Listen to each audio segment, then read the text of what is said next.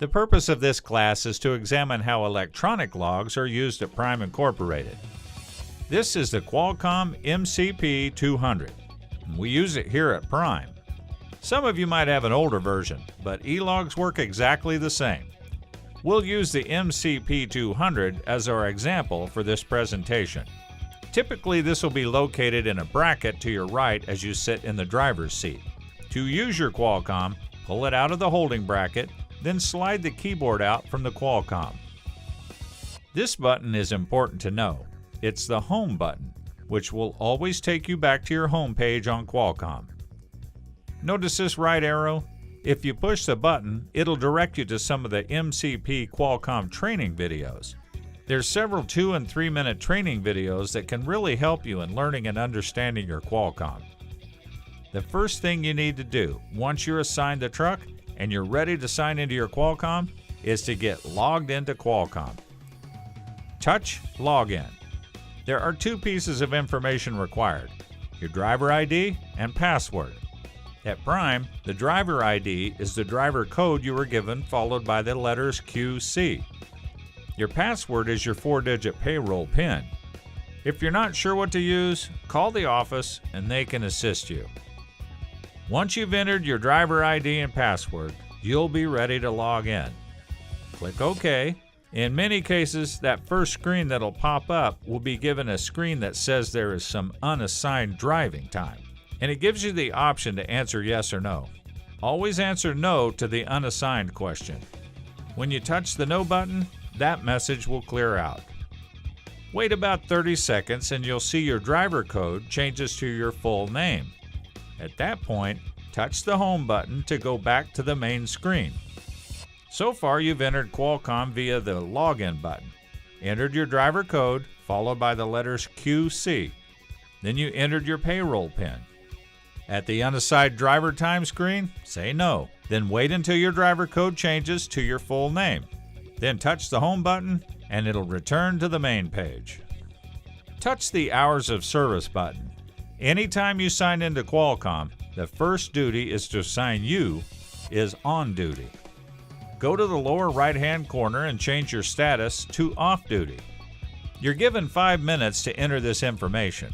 The reason for that is any duty status that you stay in for less than 5 minutes will not be recorded.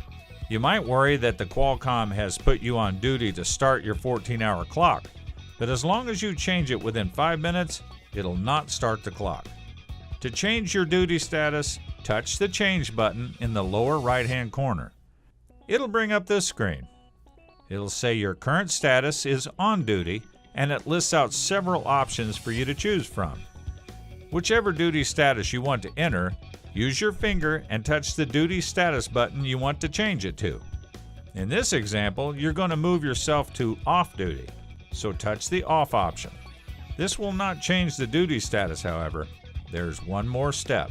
There's a place to add notes to list why you're changing your duty status. There are predefined notes, or you can enter your own notes. You're not required by the DOT to enter a note when you're changing your duty status. It's your option to use the notes section. When you touch the OK button, that'll make the official change.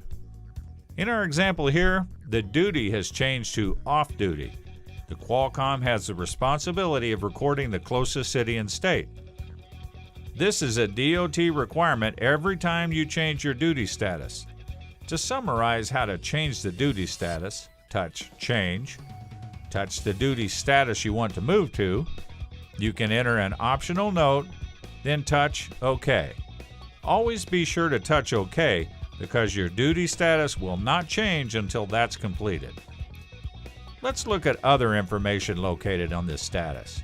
The first 2 went into place in July of 2013, dealing with the 34-hour restart. The first item tells you if you have taken a restart within the past 7 days. If you haven't, then it'll say no reset in current cycle. That makes you eligible to begin a restart. Your drivers will go by your home office time zone. In this example, Joe Plaza would be gaining an hour and 18 minutes on his 70 this upcoming midnight. Below that is information that tells Joe how many hours he's going to gain the next midnight, In other words, 24 hours later, in this example, he's going to gain 5 hours and 23 minutes.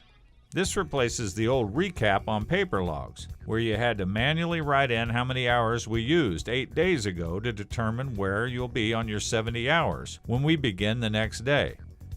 The Qualcomm will show you how many hours you gain the next midnight and the following midnight. There's another helpful feature on the status page that's very helpful. If you're on your 10-hour break and you want to know how much time you have until your break is over, on the status page, touch the Change button. You'll get an advisory that tells you how much more time you have before your 10-hour break is complete. Let's talk about when the Qualcomm changes the duty status for you automatically. That happens when you change your duty status to driving. To change the status, just start to drive and Qualcomm will automatically move you to the drive line. Here are the parameters. As soon as the truck starts to move, the Qualcomm is aware of it, but it hesitates before it changes your duty status to driving. It waits until the truck has gone 2 miles or you've been driving for 5 minutes. This gives you the ability to move a little bit before the duty status changes. Once you drive 2 miles or drive 5 minutes, the Qualcomm automatically sets the duty status to when you began. It'll count the 2 miles and the 5 minutes. If you drive less than 2 miles or less than 5 minutes, your duty status will not change. The Qualcomm can change your duty status when you park your truck. Qualcomm is designed for you to change the duty status when you park the truck, whether you change to off-duty, sleeper berth, or line 4, on duty, or not driving. If you don't do this, Qualcomm changes your duty status automatically. It does not give you much time to change the duty status when you park. You must change the duty status before you turn off the ignition or let the truck idle for 5 minutes. If line 4 is not the correct duty status when you park the truck, it's best for you to change the duty status before you turn off the ignition or let the truck idle for 5 minutes. It's the driver's responsibility to change his duty status either off-duty or sleeper berth. The Qualcomm cannot do this for you. Let's analyze each button on the Hours of Service page. It's important not only for trip planning and managing your hours, but it comes in handy if you get stopped in a roadside inspection and an officer asks you questions about your logs. You need to be able to go right to the page and answer the officer's questions. The Summary tab shows how much time you have available on each of your 4 rules. Your mandatory breaks, which is a 30-minute break every 8 hours, your 11-hour clock, your 14-hour clock, and your 70-hour clock. When you go to the Summary page, it'll show you how much time you have available on each rule. Let's touch on these rules. The 11-hour rule is given to you after you complete a 10-hour break. You can drive up to 11 hours in a 14-hour consecutive period. The 14-hour rule. Once you begin your workday either by going to the drive line or on the on-duty line, you have 14 hours before the 14-hour clock expires, and you must take your next 10-hour break. The 70-hour rule is designed to manage cumulative fatigue. You're allowed to work 70 hours within 8 consecutive days before you have to stop driving. It's important to remember that all Hours of Service rules limit your ability to drive. The Summary tab will show you your status of each rule. When you're driving, you can't display the Hours of Service information. There's a tool that will allow you to know how much time you have left until you can take your next break. The Qualcomm takes the rule with the least amount of time and puts it on the DOT clock in the right-hand corner. The DOT clock is available to you while you're driving. That way you'll always know how much time you have available till your next break. It does not tell you which break to take. That is why you should look at the Summary tab before you drive so you'll know which rule is reflected in the DOT clock in the upper right-hand corner. Let's discuss mandatory breaks. This is one of the changes that went into effect on July 1st of 2013. Drivers need to take a 30-minute break at least every 8 hours in order to be driving. The DOT clock will help you manage by telling you when the next break is due. The break can be logged off duty or sleeper berth or a combination of whichever's correct. This does count against your 14-hour clock. This concludes Section 1 of E-Logs.